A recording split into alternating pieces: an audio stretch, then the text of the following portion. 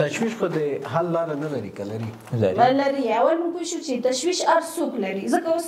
مثال د دوی مثال سره چې دوی ویل راکټ راشي بیا موږ وایو یعنې دې ته موږ وایو چیلنجینګ د تاټس. دا یو تیوري تاسو ته ویلې مثلا مخکې زیاتره تشویشونه داسې چې افغانستان کې خو عموما تشویش زیات ده ولې چې زوی دې تر څو کور نه وځي تر څو بیرته کور ته راځي مور په تشویش کې که سودا پسې ځي نارملي 7 بجې راځي 10 دقیقې شوې دا 10 دقیقې تشویش کې تېرېږي دا تر څو چې بیرته زوی نه رسېدل د تشویش نه ختمېږي یعنې لري دغه حالت خو داسې ده چې انएक्सपेक्टेड راځي او بیرته په خپل سترګو یا په خپل غوږو اورېدلو د خبر نه بیرته هغه ختمېږي. دقیق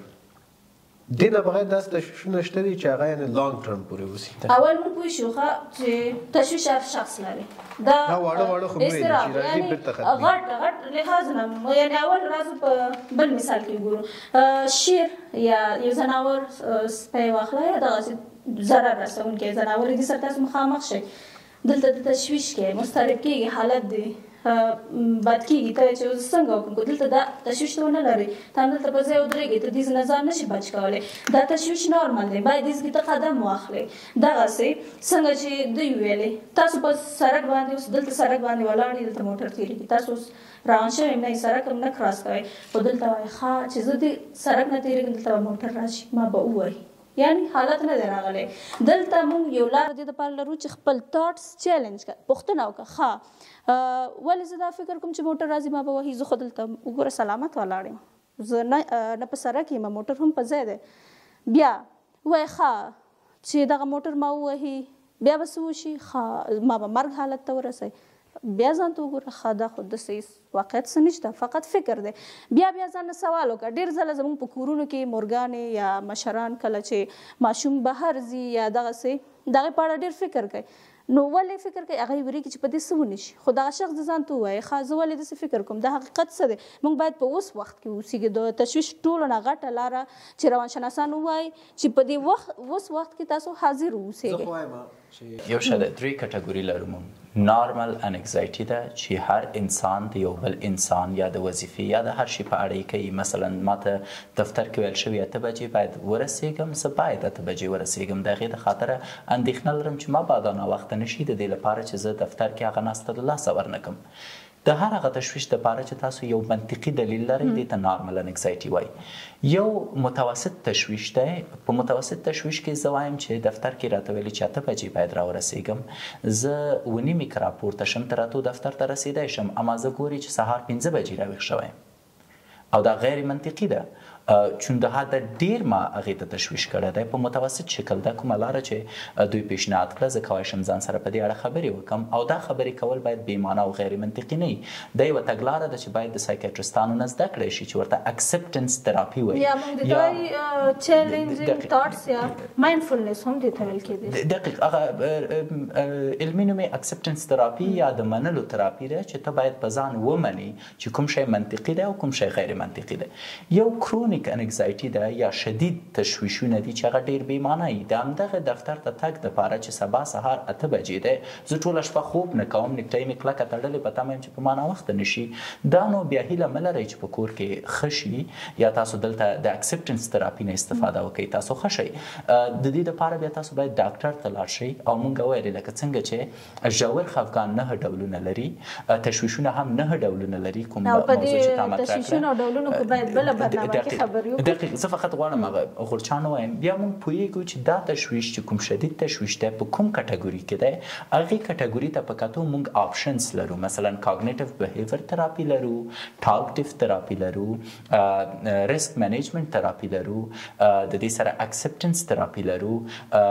لایف روتین لرو چې فود روتین دی یا هم لایف چینجز روتین دی او دوی ته ورته نور مسایل دي او که بیا چېرته یو دوه هم نتیجه ورنکړه بیا موږ بیا درملیزه تراپي یا ډرګ تراپي یا میډیسن تراپي لري چې په هغې کې بیا کولی شو د مختلفو درملو نه لکه SSRI SNRIs انټي سایکوټیکس او دې ته ورته نور نه استفاده وکړو مریضۍ ته په کتو حالت ته په کتو ولې دلته دوه تراپي نور هم دې سره کویډ کو ایکسپوژر تراپي موږ دې دپاره یو لرو چې کوم څه نه ته ویره لرې ډېر ځله موږ د یو حالت نه ویره لرو باید موږ هغې سره مخامخ شو بیا مخامخ شو هغه موږ ځان ته عادي کړو دلته موږ بله یو تراپي لرو ګراوند ټیکنیک هغې ته وایي ځکه هغه یو حالت نه دی راغلی موږ فکر کوو نو موږ باید موږ پریزنټ کې اوسېږو دغه هم ورسره چې اډ شي دی حل په تشویشونو کې یو اساسي برخه په تشویشونو کې چې ورته تاسو اشاره وکړه هغه فوبیا ده او فوبیا ویرې ته وایي مثلا زه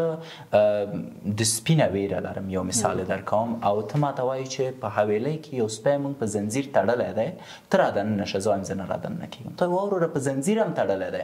زه ویره لرم چې که زه دننه شم دا زنځیر شکوي ما خوري دې ته فوبیا وایي چون زما اندېښنه غیر منطقي او له حده شدیده ده دا فوبیا د هر شي نه کیدای شي ځینې خلک دې د اور نه ویره لري ځینې خلک د سپي نه ځینې د جګ نه اوس د دې ویرې د کنټرول دپاره باید زه په ابتدا کې کوم چې سایکولوژیستان فقط کوشش کوي چې ایکسپوژر تراپي نه استفاده وکړي موږ ډسکوري تراپي نه استفاده کوو از ا سایکایټریست په ابتدا کې باید پوه شو چې شکیب ولې د سپي نه اصلا ویره پیدا کړې چون په ماشومتوب کې زه یو ځای کې ناست وم یو سپی چا خوشې کړی و هغه راغی غوغا ویې کړه زه چې کور ته راغلم مور مې راته ویلې وایي دا لمنه کې دې ولې سوري شوي هغه د سپي د غاښونو سوري وه ما ویلې ده خو زما لمنه خوړلې ښه ده چې زما غوښه یې نه ده خوړلې د هغې نه وروسته ماته ویره پیدا شوه په همدې شکل یو نفر دی انتحاري کې نږدې څنګ کې انتحاري شوی اوس چې عادي ټک کېږي هغه د هغه انتحاري د غږ نه فوبیا لري نو اول باید موږ تیر تاریخچې ته لاړ شو هغه ډسکور کړو د هغې په اساس بیرته بیا د تاسو خبره ده چې هغې ستونزې سره د مخامخ کېدو تګلاره ده خو دغه ایکسپوژر تراپي کې ټیکنیک هم دا دی دقیق چې موږ اول فکر کوو ښه ولې موږ د دې ځای نه ویره لرو ښه دلته حادثه شوې وه دلته یو څوک قتل شوي دلته وینه ما کتلې وه ښه راځه وګوره هغې نه وروسته تشویش ما په خیال فرق لري فوبیا یو ډول د تشویش ده یو نوع ده نهه ډوله تشویشونه لرو چې یوې فوبیا ده یو د انزایټي او بخش فوبیا ده نه ډېر ښه دې د حل لارې خو همدا دي د فوبیا څنګه تاسو تراپیست کوئ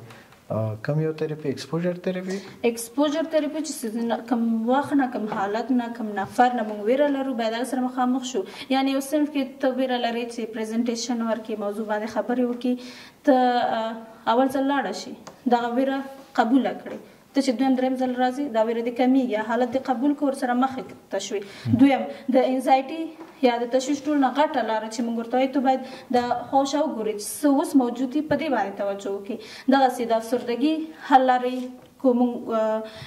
خبره پرې وکړو د افسردګي دپاره ټول نه مهم حل لاره دا ده چې موږ تیر ته لاړ شو خبرې وکړو هغه موضوعات وڅېړو هغې نه فقط درس تجربه زده کړو ځان مصروفه وساتو او ځان ته ووایو چې تیر زموږ تیر دی موږ نن چې څه یو دا زموږ نن دی دې دپاره بیا ډېر روانشناسان په دې باور دي چې باید تاسو نوې عادتونه پیدا کړئ نوې دوستان پیدا کړئ نوې کارونه پیدا کړئ مصروفیات پیدا کړئ چې دغه موضوعاتو نه ستاسو توجه بدله شي دغه رواني ستونزې ډېر حده پورې دلته حل کېدای شي